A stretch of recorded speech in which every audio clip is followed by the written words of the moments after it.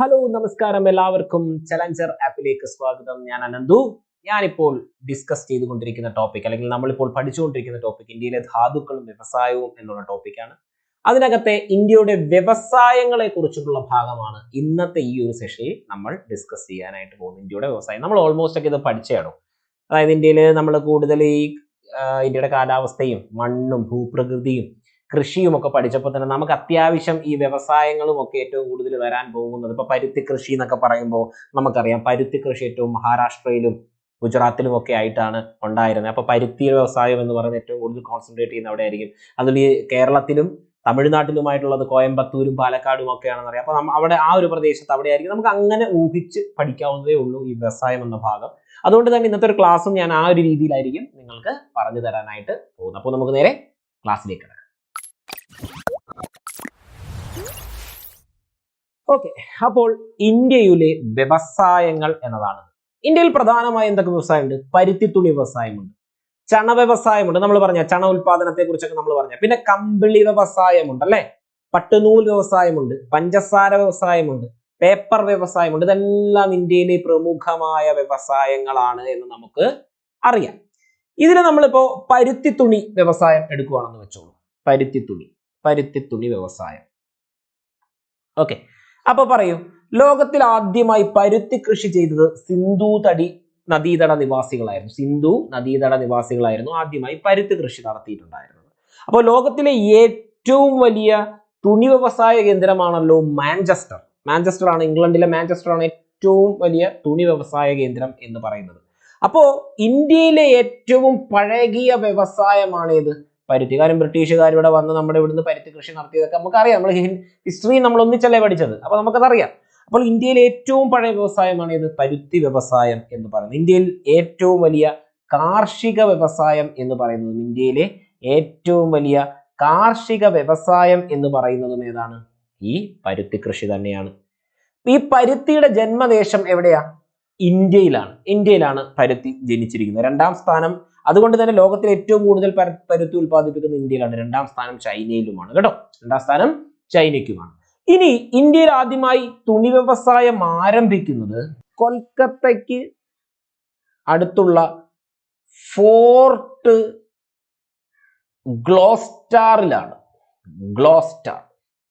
1818 കൊൽക്കത്തയുടെ fort ഗ്ലോസ്റ്ററിലാണ് ആദ്യമായി പരുത്തി തുണി വ്യവസായം ആരംഭിക്കുന്നത് അല്ലെ. യൂണിവേഴ്സൽ ഫൈബർ എന്ന് നമ്മൾ വിളിക്കുന്ന പരുത്തി തുണി വ്യവസായം. ഗോൾഡൻ ഫൈബർ ആരാ?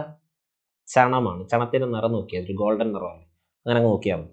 അപ്പോൾ ഇന്ത്യയിൽ ആധുനിക രീതിയിലുള്ള ആദ്യത്തെ തുണി മില്ല് സ്ഥാപിതമാകുന്നത് മുംബൈയിലാണ്, മഹാരാഷ്ട്രയിലെ മുംബൈയിലാണ്. 1854 ബ്രിട്ടീഷുകാരുടെ ഭരണകാലത്ത് അതെല്ലാം സ്ഥാപിതമാണ്. ഇന്ത്യയിൽ ആധുനിക രീതിയിലുള്ളത്. ഇന്ത്യയിലെ ഏറ്റവും വലിയ പരുത്തി തുണി ഉൽപാദന കേന്ദ്രവും അതുകൊണ്ട് തന്നെ മുംബൈ ആണ്. ഇന്ത്യയിൽ ഏറ്റവും കൂടുതൽ പരുത്തി തുണി ഉൽപാദന കേന്ദ്രവും മുംബൈ ആണ്. ഇനി കോട്ടണോപോളിസ്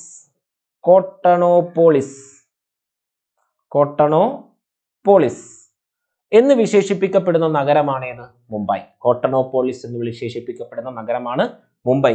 ഇന്ത്യയുടെ പരുത്തി തുറമുഖം എന്നറിയപ്പെടുന്നു അല്ലെ. ഇന്ത്യയുടെ പരുത്തി തുറമുഖം. മുംബൈയെ പറ്റി ഇപ്പൊ എത്ര കാര്യങ്ങൾ നമ്മൾ പറഞ്ഞു. ഇന്ത്യയിൽ ആധുനിക രീതിയിലുള്ളത് വന്നു, പിന്നെ കോട്ടണോപോളിസ് എന്ന് പറഞ്ഞു, ഇന്ത്യയിലെ ഏറ്റവും വലിയ പരുത്തി തുണി വ്യവസായ കേന്ദ്രം എന്ന് പറഞ്ഞു, അതുപോലെ ഇന്ത്യയുടെ പരുത്തി തുറമുഖവും മുംബൈ ആണെന്ന് പറഞ്ഞു. അപ്പോൾ ഇന്ത്യയിൽ ഏറ്റവും കൂടുതൽ പരുത്തി ഉൽപ്പാദിപ്പിക്കപ്പെടുന്ന സംസ്ഥാനം നോക്കിക്കേ, കറുത്ത മണലുള്ള ഡെക്കാൻ ട്രാപ്പിലെ കരിമണലുകളുള്ള ഗുജറാത്ത്, മഹാരാഷ്ട്ര എന്നിവിടങ്ങളിലാണ് ഇന്ത്യയിൽ ഏറ്റവും കൂടുതൽ പരുത്തി ഉൽപ്പാദിപ്പിക്കുന്ന സംസ്ഥാനങ്ങൾ. നമ്മൾ ഓൾറെഡി പഠിച്ചതാണ്. ഓക്കെ, വായ്പാ സൗകര്യം ഏറ്റവും കുറവുള്ള വ്യവസായവുമാണ് ഈ പരുത്തി തുണി വ്യവസായം കേട്ടോ. ഓക്കെ, അപ്പോൾ പരുത്തി ഉൽപാദനത്തിൽ മുന്നിൽ നിൽക്കുന്ന സംസ്ഥാനം ഗുജറാത്താണ് നമ്മൾ പഠിച്ചു. ഇന്ത്യയിൽ ഏറ്റവും കൂടുതൽ കോട്ടൺ മില്ലുകൾ ഉള്ളതപ്പോൾ എവിടെയാണെന്ന് അറിയാമോ? അത് മഹാരാഷ്ട്രയിലാണ്. ഇന്ത്യയിൽ ഏറ്റവും കൂടുതൽ കോട്ടൺ മില്ലുകൾ ഉള്ളത് മഹാരാഷ്ട്രയിലാണ് എന്ന് പറഞ്ഞത്. ഏറ്റവും കൂടുതൽ തുണിത്തരങ്ങൾ കയറ്റുമതി ചെയ്യുന്ന തുറമുഖം ഏതാന്ന് ചോദിച്ചാൽ അത് കണ്ട്ലയാണ്, കണ്ട്ല തുറമുഖം. ഓക്കെ, ഇന്ത്യയുടെ മാഞ്ചസ്റ്റർ എന്നറിയപ്പെടുന്നത് അഹമ്മദാബാദാണ്. ദക്ഷിണേന്ത്യയുടെ മാഞ്ചസ്റ്റർ അത് കോയമ്പത്തൂരാണ്. ഓക്കെ, പിന്നെന്താണ്? ഈ കോയമ്പത്തൂരിന് പുതിയൊരു പേരുണ്ടെന്ന് നിനക്കറിയാമോ? കോയമ്പത്തൂർ എന്നാക്കിയിട്ടുണ്ട്. അത് വേണമെന്ന് പറഞ്ഞാൽ വടക്കേ ഇന്ത്യയുടെ മാഞ്ചസ്റ്റർ കാൺപൂരാണ്. പിന്നെ നെയ്ത്തു പട്ടണം എന്ന് പറയുന്നത് പാനിപ്പട്ട്. പട്ടണം നെയ്ത്ത്, പട്ട് നെയ്ത്ത്. അപ്പൊ പാനിപ്പട്ടിലാണ് എന്ത് നെയ്ത്തു പട്ടണം എന്ന് പറയുന്നത്. ഇത്രയുമാണ് പരുത്തിത്തുണി വ്യവസായത്തെ കുറിച്ച് നമുക്ക് പഠിക്കാനായിട്ടുള്ളത്. ഇനി നമ്മൾ നോക്കിക്കഴിഞ്ഞാൽ അടുത്തതായിട്ടുള്ളതാണ് ചണ വ്യവസായം. നമുക്ക് എടുക്കാം ചണ വ്യവസായം. ചണ വ്യവസായം എടുത്തു കഴിയുമ്പോൾ ചണ വ്യവസായം എന്ന് പറഞ്ഞാൽ പശ്ചിമ ബംഗാളിലെ, നോക്കിക്കേ, ഞാൻ പറഞ്ഞു ചണം ഏറ്റവും കൂടുതൽ ഉത്പാദിപ്പിക്കുന്നത് വെസ്റ്റ് ബംഗാൾ പ്രദേശങ്ങളിലാണ്. അപ്പൊ പശ്ചിമ ബംഗാളിലെ ഹൂഗ്ലി നദി കേന്ദ്രീകരിച്ചിരിക്കുന്ന പ്രധാന വ്യവസായമാണ് എന്ത് ചണ വ്യവസായം. ഹൂഗ്ലി നദിയുടെ തീരത്താണ് ചണ വ്യവസായം ഏറ്റവും കൂടുതൽ ഉള്ളത്. സുവർണ നാര് അഥവാ ഗോൾഡൻ ഫൈബർ എന്നറിയപ്പെടുന്നത് ചണത്തെയാണ്. ലോകത്തിലെ ചണ ഉൽപാദനത്തിൽ ഏറ്റവും മുന്നിൽ നിൽക്കുന്ന രാജ്യമാണ് ഇന്ത്യ എന്നൊക്കെ നമ്മൾ അത് ഈ കാർഷിക മേഖല പഠിച്ചപ്പോൾ കൃത്യമായി പഠിച്ചിട്ടുണ്ട് അല്ലെ. ചണ ഉൽപാദനത്തിനും വ്യവസായത്തിലും മുന്നിൽ നിൽക്കുന്ന സംസ്ഥാനം അപ്പോഴും നമ്മൾ പഠിച്ചിരുന്നു വെസ്റ്റ് ബംഗാൾ ആയിരുന്നു എന്നല്ലേ. ഇനി മുന്നിലുള്ള ദക്ഷിണേന്ത്യൻ സംസ്ഥാനവും അപ്പോൾ നമ്മൾ പഠിച്ചിരുന്നു ആന്ധ്രാപ്രദേശാണ് മുന്നിലുള്ള ദക്ഷിണേന്ത്യൻ സംസ്ഥാനം എന്ന് പറഞ്ഞത്. ഏറ്റവും കൂടുതൽ ചണമില്ലുകളുള്ള സംസ്ഥാനം എവിടെയായിരിക്കും? അപ്പോൾ വെസ്റ്റ് ബംഗാളിൽ തന്നെയാണ്. ഇന്ത്യയിലെ ആദ്യ ചണമിൽ ആരംഭിക്കുന്നത് കൊൽക്കത്തയ്ക്കടുത്തുള്ള റിഷ്റയിലായിരുന്നു. ആദ്യ ചണമിൽ ആരംഭിക്കുന്നത് റിഷ്റയിലായിരുന്നു. 1855 ബ്രിട്ടീഷുകാരാണ് സ്ഥാപിക്കുന്നത്. Indian jute industries research association സ്ഥിതി ചെയ്യുന്നത് അതുകൊണ്ട് തന്നെ കൊൽക്കത്തയിലാണ്. എന്താണ്? ഇന്ത്യൻ ജൂട്ട് ഇൻഡസ്ട്രീസ് അസോസിയേഷൻ സ്ഥിതി ചെയ്യുന്നത് എവിടെയാണ്? കൊൽക്കത്തയിലാണ്. ഓക്കെ, അതാണ് ചണ വ്യവസായത്തെ കുറിച്ച് പറയാനുള്ളത്. നമ്മൾ കൃഷിക്കകത്താണ് ഇതൊക്കെ കൂടുതൽ, അല്ല വ്യവസായം ഇത്രയൊക്കെ നമുക്ക് പ്രധാനമായിട്ടും ഡിസ്കസ് ചെയ്യാനുള്ളൂ. പിന്നുള്ളത് നമുക്ക് കമ്പിളി വ്യവസായം ഇല്ലയോ നമ്മുടെ നാട്ടിൽ? കമ്പിളി വ്യവസായം, ആധുനിക കമ്പിളി വ്യവസായം ഇന്ത്യയിൽ ആരംഭിക്കുന്നത് കാൺപൂരിനടുത്തുള്ള ലാൽ ഇൽമിയിലാണ്. 1876 ഇന്ത്യയിലെ മിക്ക വ്യവസായത്തിന്റെ കാലഘട്ടം നിങ്ങൾ കണ്ടല്ലോ, കമ്പിളി വ്യവസായം എന്ന് പറഞ്ഞത്. ഇനി മുന്നിൽ നിൽക്കുന്ന ഇന്ത്യൻ സംസ്ഥാനം, കമ്പിളി വ്യവസായത്തിന് മുന്നിൽ നിൽക്കുന്നത് രാജസ്ഥാൻകാരാണ്. രാജസ്ഥാനിലാണ് ഏറ്റവും കൂടുതൽ കമ്പനി വ്യവസായത്തിൽ മുന്നിൽ നിൽക്കുന്നത് എന്ന് പറഞ്ഞാൽ. ഏറ്റവും കൂടുതൽ കമ്പിളി യൂണിറ്റുകൾ ഉള്ള ഇന്ത്യൻ സംസ്ഥാനം എന്ന് പറയുന്നത് പഞ്ചാബുമാണ്. ഏറ്റവും കൂടുതൽ കമ്പിളി വ്യവസായ യൂണിറ്റുകൾ ഉള്ളത് പഞ്ചാബ്. ഏറ്റവും കൂടുതൽ കമ്പിളി ഉൽപാദനത്തിൽ മുന്നിൽ നിൽക്കുന്ന രാജസ്ഥാൻ, കമ്പിളി വ്യവസായ യൂണിറ്റുകൾ ഏറ്റവും കൂടുതൽ ഉള്ളത് പഞ്ചാബിലുമാണ്. ഇന്ത്യൻ കമ്പിളി ഉൽപ്പന്നങ്ങളുടെ പ്രധാന കേന്ദ്രം എന്ന് പറയുന്നതും അതുപോലെ തന്നെ പഞ്ചാബിലെ ധാരിവാൾ, ലുധിയാന എന്നിവിടങ്ങളിലാണ്. എന്നിവിടങ്ങളാണ് ഇന്ത്യയുടെ കമ്പിളി വ്യവസായത്തിന്റെ പ്രധാനപ്പെട്ട ഉൽപാദന കേന്ദ്രങ്ങൾ എന്ന് പറയുന്നത്. ഓർത്തിരിക്കുക. ഇനി സുവർണ കമ്പിളിയുടെ നാട് എന്നറിയപ്പെടുന്ന രാജ്യം ഏതാണെന്നറിയാമോ? സുവർണ കമ്പിളിയുടെ നാട് ഓസ്ട്രേലിയയാണ് കേട്ടോ, ഓസ്ട്രേലിയയാണ്. ഓക്കെ. പിന്നെന്തുണ്ട്? നമുക്ക് പഞ്ചസാര വ്യവസായം ഉണ്ട് അല്ലെ. പഞ്ചസാര എന്താണ്? പരുത്തിത്തുണി വ്യവസായം കഴിഞ്ഞാൽ കാർഷിക അടിസ്ഥാനത്തിലെ വ്യവസായങ്ങളിൽ 2ാം സ്ഥാനത്ത് നിൽക്കുന്നതാണ് പഞ്ചസാര വ്യവസായം. ഇന്ത്യയിൽ ആദ്യത്തെ പഞ്ചസാര വ്യവസായം എന്ന് പറയുന്നത് ബേട്ടിയയിലായിരുന്നു. പഞ്ചസാര വ്യവസായം എന്ന ഹെഡിങ് എഴുതണേ, ബേട്ടിയയിലായിരുന്നു. ഇന്ത്യയിലെ ആദ്യത്തെ പഞ്ചസാര വ്യവസായം ആരംഭിക്കുന്നത് 1840 ബേട്ടിയയിലാണ്, ബീഹാറിലാണ് ബേട്ടിയ. ഓക്കെ. കരിമ്പ് ഉൽപാദനത്തിലും പഞ്ചസാര ഉൽപാദനത്തിലും ലോകത്തിൽ 2ാം സ്ഥാനത്തുള്ള രാജ്യമാണ് ഏത്? ഇന്ത്യ. ലോകത്തിൽ 2ാം സ്ഥാനത്തുള്ള രാജ്യമാണ് ഇന്ത്യ. ഇന്ത്യയുടെ പഞ്ചസാര കിണ്ണമൊക്കെ നമ്മൾ പഠിച്ചിരുന്നു അല്ലെ. ഉത്തർപ്രദേശാണെന്ന് അറിയാം. ഏറ്റവും കൂടുതൽ കരിമ്പും പഞ്ചസാരയും ഉൽപ്പാദിപ്പിക്കുന്നതും ഉത്തർപ്രദേശിലാണെന്ന് നമ്മൾ ഓൾറെഡി പറഞ്ഞതാണ്. മഹാരാഷ്ട്രയിലെ പ്രധാനപ്പെട്ട പഞ്ചസാര ഫാക്ടറികളാണ് നമുക്ക് പിന്നെ എക്സ്ട്രാ ആയിട്ട് പഠിക്കാനുള്ളത്. അത് നാസിക്, സാൻഗ്ലി, അതുപോലെ കോൽഹാപൂർ എന്നിവയാണ്. Indian Institute of Sugarcane Research സ്ഥിതി ചെയ്യുന്നത് എവിടെയാണെന്ന് അറിയാമോ? Indian Institute of Sugarcane സ്ഥിതി ചെയ്യുന്നത് അത് സ്ഥിതി ചെയ്യുന്നത് ലക്നൌവിലാണ് കേട്ടോ. ലക്നൌ എവിടാണ്? നിങ്ങൾക്കറിയാലോ. അപ്പം ഈ ഉത്തർപ്രദേശുമായി കേന്ദ്രീകരിച്ചിട്ടാണ് പഞ്ചസാര വ്യവസായം ഉണ്ടാവുക എന്നത് നിങ്ങൾക്ക് വേണമെങ്കിൽ ഗസ് ചെയ്ത് എഴുതാൻ. ഓൾറെഡി നമ്മൾ കാർഷിക മേഖല പഠിച്ചതാണ് അല്ലെ. കാർഷിക മേഖലകൾ പഠിച്ചതാണ്. ഇനി നമ്മൾ പോയാൽ ഇരുമ്പുരുക്ക് വ്യവസായം. ഇരുമ്പയിര്, കൽക്കരി, മാംഗനീസ്, ചുണ്ണാമ്പുകല്ല്, ഡോളമൈറ്റ്, ഇതൊക്കെ നമ്മൾ കേട്ടിട്ടുള്ള സാധനമാണ് അല്ലെ. ഇന്ത്യയിലെ പ്രധാന ധാതു അധിഷ്ഠിത വ്യവസായമാണ് ഇരുമ്പുരുക്ക് വ്യവസായം അല്ലെ. ഈ ആവശ്യമായ പ്രധാന അസംസ്കൃത വസ്തുവാണ് ഇരുമ്പയിര്, കൽക്കരി, മാംഗനീസ്, ചുണ്ണാമ്പുകല്ല്, ഡോളോമൈറ്റ് ഇതൊക്കെ നമ്മൾ പഠിച്ചു. എന്താണെന്നൊക്കെ നമ്മൾ പഠിച്ചു. ധാതുക്കൾ എന്ന ഭാഗത്ത് പഠിച്ചു. ഇന്ത്യയിലെ ഇരുമ്പയിര് നിക്ഷേപങ്ങൾക്ക് കൽക്കരിപ്പാടങ്ങൾക്ക് സമീപത്തായി കാണപ്പെടാൻ കാരണം എന്താണെന്ന് ചോദിച്ചാൽ ഇരുമ്പുരുക്ക് വ്യവസായത്തിലെ ഒരു പ്രധാനപ്പെട്ട അസംസ്കൃത വസ്തുവാണ് കൽക്കരി. അതുകൊണ്ട് ഇന്ത്യയിലെ ഇരുമ്പയിര് നിക്ഷേപങ്ങൾ അല്ലെങ്കിൽ അതിന്റെ വ്യവസായ സ്ഥാപനങ്ങൾ ഏറ്റവും കൂടുതൽ കാണുന്നത് ഈ കൽക്കരി പാടങ്ങൾക്ക് ചേർന്നായിരിക്കും. ഇന്ത്യയിലെ ആദ്യത്തെ ഇരുമ്പുരുക്ക് വ്യവസായശാല എന്ന് പറയുന്നത് 1830 ആരംഭിച്ച പോർട്ടോനോവയാണ്. പോർട്ടോനോവയാണ് ഇന്ത്യയിലെ ആദ്യത്തെ ഇരുമ്പുരുക്ക് വ്യവസായശാല. ഇന്ത്യയിലെ ആദ്യത്തെ വൻകിട ഇരുമ്പുരുക്ക് കമ്പനി എന്ന് പറയുന്നതാണ് കുൾട്ടി. പശ്ചിമ ബംഗാളിലെ കുൾട്ടി. ഇതൊക്കെ നമ്മൾ പഠിച്ചു. കുൾട്ടിയൊക്കെ നിങ്ങൾ കേട്ടിട്ടുണ്ട്. ഇന്ത്യയിലെ ഏറ്റവും വലിയ ഇരുമ്പുരുക്ക് നിർമ്മാണശാലയാണ് ഏത്? ബൊക്കാറോ. ഇന്ത്യയിലെ ഏറ്റവും വലിയ ഇരുമ്പുരുക്ക് നിർമ്മാണശാല. ഇന്ത്യയിലെ ആദ്യത്തെ സ്വദേശി സ്റ്റീൽ പ്ലാന്റ് എന്ന് പറയുന്നതും ഏതാണ്? ബൊക്കാറോയാണ്. ഇന്ത്യയിലെ ആദ്യത്തെ സ്വകാര്യ സ്വദേശി സ്റ്റീൽ പ്ലാന്റും ഏതാണ്? ബൊക്കാറോ തന്നെയാണ്. സ്റ്റീൽ സിറ്റി എന്നറിയപ്പെടുന്ന ഇന്ത്യൻ നഗരം ഏതാണെന്ന് അറിയാമോ? ജംഷഡ്പൂർ ആണ് കേട്ടോ. ജംഷഡ്പൂരാണ് ഇന്ത്യയുടെ സ്റ്റീൽ സിറ്റി എന്നറിയപ്പെടുന്നത്. ഇന്ത്യയുടെ സ്റ്റീൽ സിറ്റി എന്നറിയപ്പെടുന്നത് ജംഷഡ്പൂരാണ് എന്ന് ഓർത്തിരിക്കുക. ഇനി വിജയനഗർ സ്റ്റീൽ പ്ലാന്റ് എവിടെയാണെന്ന് അറിയാമോ? വിജയനഗർ സ്റ്റീൽ പ്ലാന്റ് എവിടെയാണ്? കർണാടകത്തിലാണ് കേട്ടോ. കർണാടകത്തിലാണ് വിജയനഗർ സ്റ്റീൽ പ്ലാന്റ് സ്ഥിതി ചെയ്യുന്നത്. Visvesvaraya iron and steel plant. Visvesvaraya iron and steel plant എവിടെയാണ്? അത് ഭദ്രാവതി. അതും കർണാടകയിലാണ്. ഭദ്രാവതി കർണാടകയിലാണ്. ഇനി രണ്ടാം പഞ്ചവത്സരി പദ്ധതി കാലത്ത് നിർമ്മാണാനുമതി നൽകിയ ഹിന്ദുസ്ഥാൻ സ്റ്റീൽ ലിമിറ്റഡിന്റെ 3 യൂണിറ്റുകൾ. ഹിന്ദുസ്ഥാൻ സ്റ്റീൽ ലിമിറ്റഡിന്റെ 3 യൂണിറ്റുകളാണ് ഭിലായി, റൂർക്കേല, ഇപ്പോഴും ചോദിക്കുന്ന ചോദ്യം, ദുർഗാപൂർ. ഓക്കെ. ഇനി ഭിലായി ഇരുമ്പുരുക്ക് നിർമ്മാണശാല സ്ഥിതി ചെയ്യുന്ന നദീതീരം എപ്പോഴും ചോദിക്കാറുണ്ട്. അത് ഷിയോനാഥിന്റെ തീരത്താണ്.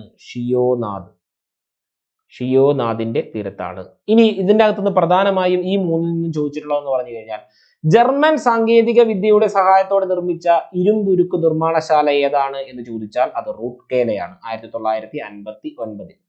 ഓക്കെ. ജർമ്മന്റെ സഹായത്തോടെ. റഷ്യയുടെ സഹായത്തോടെ തുടങ്ങിയത് ആരാണെന്ന് ചോദിച്ചാൽ അത് ഭിലായി ആണ്. റഷ്യയുടെ സഹായത്തോടെ ഭിലായി. ഓക്കെ. റഷ്യയുടെ സഹായത്തോടെ. ബ്രിട്ടന്റെ സഹായത്തോടെ തുടങ്ങിയതാണ് ആര്? ദുർഗാപൂർ. ബ്രിട്ടൻ, ഇത് ജർമ്മനി. അപ്പൊ ജർമ്മനി, റഷ്യ, ബ്രിട്ടൻ ഇത് എപ്പോഴും ചോദിക്കാറുണ്ട് ഇന്നതിന്റെ സഹായം എന്നുള്ള രീതിയിൽ. അതൊരിക്കലും തെറ്റാതിരിക്കട്ടെ. ഓക്കെ. രണ്ടാം പഞ്ചവത്സര പദ്ധതി കാലത്ത് ഡെവലപ്പ് ചെയ്ത 3 ഇരുമ്പുരുക്ക് ശാലകളാണ് ഭിലായി, റൂർക്കേല, ദുർഗാപൂർ എന്നിവ എന്നത് ഓർത്തിരിക്കുക. ഓക്കെ. ഇവിടെ എല്ലാം ഉണ്ട്. ജംഷഡ്പൂർ എന്താന്ന് ഇപ്പൊ നിങ്ങൾക്ക് അറിയാം. ഇനി നമ്മൾ ഡിസ്കസ് ചെയ്യാത്തത് പോസ്കോ സ്റ്റീൽ പ്ലാന്റ് ആണ് അല്ലെ. ദക്ഷിണ കൊറിയയുടെ പൊഹാങ് സ്റ്റീൽ കമ്പനിയുടെ സഹകരണത്തോടെ ഒഡീഷ ഗവൺമെന്റ് പാരാദ്വീപിൽ പണി കഴിപ്പിക്കുന്ന സ്റ്റീൽ പ്ലാന്റ് ആണ് ഇത്? പോസ്കോ സ്റ്റീൽ പ്ലാന്റ് എന്ന് പറയുന്നത്. ആരുടെ സഹായത്തോടു കൂടിയാണ്? സൗത്ത് കൊറിയയുടെ സഹായത്തോടു കൂടി പൊഹാങ് സ്റ്റീൽ കമ്പനി പാരാദ്വീപിൽ, ഒഡീഷ ഗവൺമെന്റ് പാരാദ്വീപിൽ പണി കഴിപ്പിക്കുന്ന ഒരു സ്റ്റീൽ പ്ലാന്റ് ആണ് പോസ്കോ എന്ന് പറയുന്നത്. ഇനി സ്റ്റീൽ അതോറിറ്റി ഓഫ് ഇന്ത്യയുടെ പ്രത്യേകത എന്താണ്? ഇന്ത്യയിലെ പൊതുമേഖല ഇരുമ്പുരുക്ക് നിർമ്മാണശാലകളെ നിയന്ത്രിക്കുന്നത് സ്റ്റീൽ അതോറിറ്റി ഓഫ് ഇന്ത്യയാണ്. ഇനി സേലം സ്റ്റീൽ പ്ലാന്റ് എന്ന് പറഞ്ഞാൽ സ്റ്റെയിൻലെസ് സ്റ്റീൽ കൂടുതൽ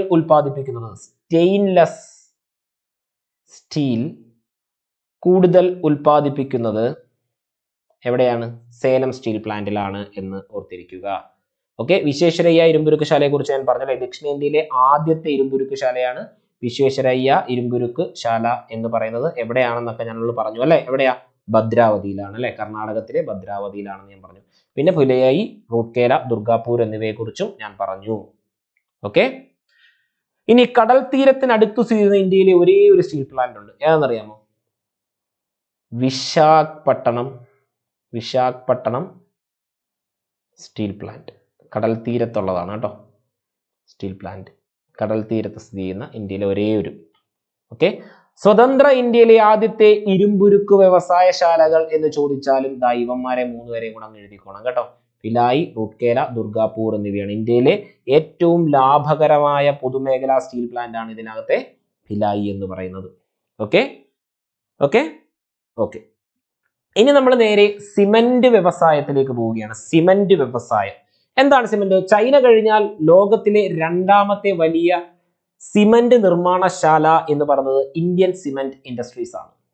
ഇന്ത്യൻ സിമന്റ് ഇൻഡസ്ട്രീസ് ആണ് അല്ലെ. ചൈന കഴിഞ്ഞാൽ പിന്നെ ഇന്ത്യൻ സിമന്റ് ഇൻഡസ്ട്രീസ് ആണ്. ഇന്ത്യയിൽ ഏറ്റവും കൂടുതൽ സിമന്റ് ഉൽപ്പാദിപ്പിക്കുന്ന സംസ്ഥാനങ്ങൾ എന്ന് പറയുന്നത്, ഇന്ത്യയിൽ ഏറ്റവും കൂടുതൽ ഉൽപ്പാദിപ്പിക്കപ്പെടുന്ന എവിടെയൊക്കെയാണ് സിമന്റ്? ആന്ധ്രാപ്രദേശ് ഉണ്ട്, മധ്യപ്രദേശ് ഉണ്ട്, അതുപോലെ കർണാടകമുണ്ട്. ഇവിടെ 3ഇടത്തുമാണ് ഇന്ത്യയിൽ ഏറ്റവും കൂടുതൽ സിമന്റ് ഉൽപ്പാദിപ്പിക്കുന്നത്. ഇന്ത്യയിൽ ഏറ്റവും കൂടുതൽ സിമന്റ് പ്ലാന്റുകൾ ഉള്ളത് എവിടെയാണെന്ന് ചോദിച്ചാൽ, ഇന്ത്യയിൽ ഏറ്റവും കൂടുതൽ സിമന്റ് പ്ലാന്റുകൾ ഉള്ളത് എവിടെയാണെന്ന് ചോദിച്ചാൽ എവിടെയൊക്കെയാണെന്ന് നോക്കിക്കേ.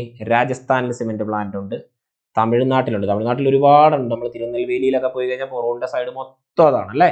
പിന്നെ ആന്ധ്രാപ്രദേശ് ഉണ്ട്, പിന്നെ ഗുജറാത്ത് ഉണ്ട്, മധ്യപ്രദേശ് ഉണ്ട്. ഇത്രയെടുത്ത് എന്താണ്? സിമന്റ് പ്ലാന്റുകളുണ്ട്. ഏറ്റവും കൂടുതൽ സിമന്റ് ഉൽപ്പാദിപ്പിക്കപ്പെടുന്ന സംസ്ഥാനം എന്ന് പറയുന്നതിനകത്ത് മഹാരാഷ്ട്രയാണ്. ഏറ്റവും കൂടുതൽ സിമന്റ് ഉൽപ്പാദിപ്പിക്കുന്ന, അല്ലെങ്കിൽ ഉൽപ്പാദിപ്പിക്കുന്നതല്ല, ഏറ്റവും കൂടുതൽ സിമന്റ് ഉപയോഗിക്കുന്ന, തെറ്റിപ്പോവരുത്, ഏറ്റവും കൂടുതൽ സിമന്റ് ഉപയോഗിക്കുന്ന സംസ്ഥാനം എന്ന് പറയുന്നത് മഹാരാഷ്ട്രയാണ്. ഇന്ത്യയിലെ ആദ്യത്തെ സിമന്റ് നിർമ്മാണശാല ആരംഭിക്കുന്നത് തമിഴ്നാട്ടിലെ ചെന്നൈയിലാണ് കേട്ടോ. തമിഴ്നാട്ടിലെ ചെന്നൈയിലാണ് ഇന്ത്യയിലെ ആദ്യത്തെ സിമന്റ് നിർമ്മാണശാല ആരംഭിക്കുന്നത്. ഓക്കെ, പിന്നെയുണ്ട് തുകൽ നിർമ്മാണമുണ്ട് നമുക്കല്ലേ. തുകൽ നിർമ്മാണം, ഇന്ത്യയിലെ ആദ്യത്തെ തുകൽ നിർമ്മാണശാല നിലനിൽക്കുന്നത് കാൺപൂരിലായിരുന്നു. ഇന്ത്യയിലെ ആദ്യത്തെ തുകൽ നിർമ്മാണശാല നിൽക്കുന്നത് കാൺപൂരിലാണ്. അതിലെ പ്രധാനപ്പെട്ട കേന്ദ്രങ്ങൾ എന്ന് പറഞ്ഞാൽ കാൺപൂര്, ചെന്നൈ, കൊൽക്കത്ത എന്നിവിടങ്ങളാണ്. കാൺപൂര്, ചെന്നൈ, കൊൽക്കത്ത എന്നിവിടങ്ങളിലാണ് ഈ പറയും പോലെ തുകൽ നിർമ്മാണം ഏറ്റവും. ഇനി central leather research institute, central leather research institute സ്ഥിതി ചെയ്യുന്നത് അത് ചെന്നൈയിലാണ്. സെൻട്രൽ ലെതർ റിസർച്ച് ഇൻസ്റ്റിറ്റ്യൂട്ട് സ്ഥിതി ചെയ്യുന്നത് ചെന്നൈയിലാണ്. പിന്നെന്തുണ്ട് നമുക്ക്? പിന്നുള്ളത് എന്താണുള്ളത്? ഓട്ടോമൊബൈൽ ഇൻഡസ്ട്രികളുണ്ട് ഇന്ത്യയിൽ അല്ലെ. ഇന്ത്യയിൽ ഏറ്റവും കൂടുതൽ വിൽപ്പന നടക്കുന്ന പ്രധാന ഓട്ടോമൊബൈൽ കമ്പനികൾ എന്ന് പറഞ്ഞാൽ ടാറ്റ മോട്ടോഴ്സ്, പിന്നുള്ളത് മാരുതി ഉദ്യോഗ് ലിമിറ്റഡ്, പിന്നെ മഹീന്ദ്ര ആൻഡ് മഹീന്ദ്ര ലിമിറ്റഡ്സ്, അശോക് ലൈൻലാൻഡ്. ഇതെല്ലാം ഇന്ത്യൻ പ്രോഡക്ട്സ് ആണ് അല്ലെ. അപ്പോൾ ഇന്ത്യയിൽ ഏറ്റവും കൂടുതൽ വിൽപ്പന നടത്തുന്ന പ്രധാനപ്പെട്ട ഓട്ടോമൊബൈൽ കമ്പനികളാണ് ഇവയൊക്കെ. അതൊക്കെ അങ്ങനെയൊക്കെ തന്നെ പഠിച്ചാൽ മതി, വേറെ ഒന്നും പഠിക്കാനൊന്നുമില്ല. ഓക്കെ, ഇൻഡാൽ എന്ന് നിങ്ങൾ കേട്ടിട്ടുണ്ടോ? ഇൻഡാൽ, ഇൻഡാൽ ആലുപുരം, കേരളത്തിൽ ആലുപുരത്തും അതുപോലെ തന്നെ ഹിരാക്കുഡിലും സ്ഥിതി ചെയ്യുന്ന ഒരു സ്ഥാപനമാണ്.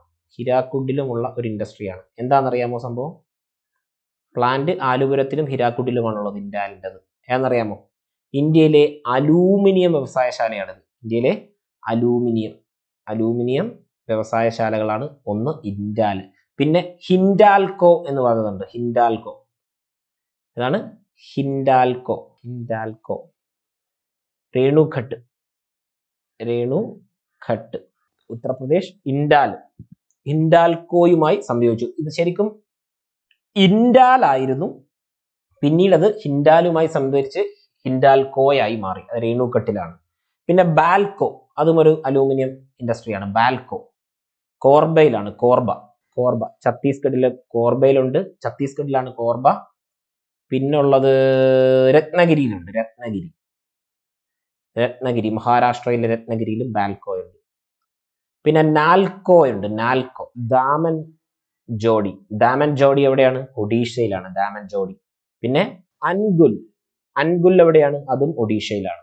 നാൽക്കോ. ഇതൊക്കെയാണ് പ്രധാനപ്പെട്ട അലൂമിനിയം ഇൻഡസ്ട്രീസ്. ഓക്കെ, അങ്ങനെ ഇന്ത്യയിലെ പ്രമുഖമായ കുറേ വ്യവസായങ്ങളും നമ്മൾ ഇത് ചെയ്തു. ഓക്കെ, ഇനി കുറേയൊക്കെ നിങ്ങൾ നിങ്ങളുടേതായ വർക്കിലൊക്കെ ചെയ്താലേ തീരത്തുള്ളൂ. നമ്മൾ ഓൾമോസ്റ്റ് എല്ലാം തീർത്തിട്ടുണ്ട്. ഒരു 90-95% നമ്മൾ പഠിച്ച് തീർത്തിട്ടുണ്ട്. എല്ലാത്തിൻ്റെയും ജനറലായി എനിക്ക് പറയാനുള്ളൊരു കാര്യം എന്ന് പറഞ്ഞാൽ എന്താണ്? ഫിസിയോഗ്രഫി പഠിക്കുക. ഞാൻ പഠിപ്പിച്ച ഫിസിയോഗ്രഫി കേരളത്തിൻ്റെ ആണെങ്കിലും ഇന്ത്യയിലെ ആണെങ്കിലും പഠിക്കുക.